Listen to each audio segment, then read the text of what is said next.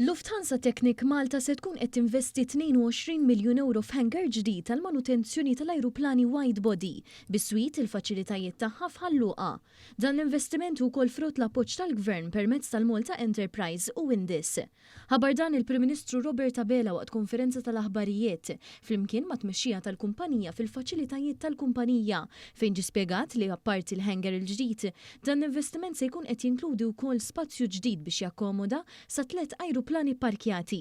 Ġi sostnut kif il-kumpanija toffri servizzi ta' manutenzjoni ta' ajruplani Airbus li fl-A380 u l-Boeing 787 Dreamliner. Fil-fatt riċentament l-istess kumpanija firmat ftehim li permezz tiegħu se tkun l-unika kumpanija fid-dinja li toffri servizz ta' manutenzjoni fuq il-B787.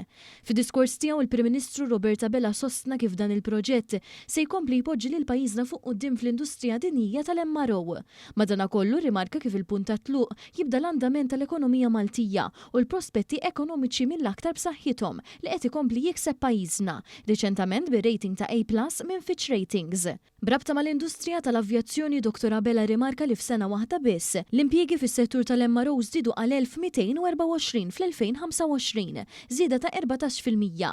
Fil-fatt b'kollox l-industrija tal-avjazzjoni waħedha f'Malta qed tikkontribwixxi għal 600 miljun euro fl-ekonomija ta' pajjiżna. Il-Prim Ministru tkellem ukoll dwar il-fatt li dan il-Gvern qed ikompli jaħdem biex jipprepara lill-istudenti Maltin biex ikunu jistgħu jimirħu f'dawn l-industri. Fost oħrajn kollaborazzjoni bejn l-MCAS u l-Malta Enterprise bil-kampanja Choose Aviation li tinkoraġixxi liż-żgħażagħ jesploraw karrieri simili. Huwa proġett ambizzjuż immens li qed jagħti dimensjoni ġdida lis-settur tal-MRO ġewwa pajjiżna li is-settur tal-avjazzjoni jibqa' wieħed kritiku għal pajjiż u ta' importanza kbira. Difatti jiffigura bħala wieħed mill-iktar setturi importanti fil-Malta Vision 2050 għaliex li il-kontribut li jixħed fl-ekonomija tagħna f'termini finanzjarji joħloq karrieri ta' kwalità żgħażagħ Awċinu Maltin. Jiena rrid ukoll llum rajt bajnejja illi iż-żgħażagħ tagħna qiegħed jirnexxielhom jaħtfu l-aqwa opportunitajiet li qed jirnexxielu jiġġenera dan is-settur. Marija Ċili l-kap eżekuttiv tal-Lufthansa Technik Malta qalet li dan il-proġett sinifikanti u aktar minn sempliċiment investiment imma xhieda tal-impenn lejn it-tkabbir l-innovazzjoni u l-eċċellenza fil-manutenzjoni tal-avjazzjoni. Dan noħolqu opportunitajiet għal impjieg ġdid, ħanimpjegaw magħna 70 mirruħ u anke ħaninvestu f'teknoloġiji ġodda biex inkunu nistgħu nagħmlu il-manutenzjoni speċjalizzata fuq il-kabina ta' dawn il-Boeing 787.